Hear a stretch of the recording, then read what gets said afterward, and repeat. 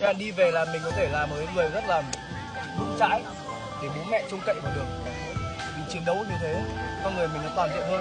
Nên dù trong cái khổ sở đoạn này, bọn mình nhìn ra là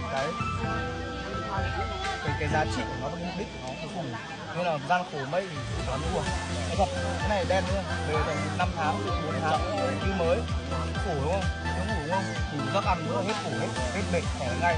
Thiếu cái là nhớ nó cứ dày, nó cứ dày vò mình chỉ nó khổ tâm thôi, còn lại hết chả vấn đề gì rồi. Quen thì đúng vấn đề đấy.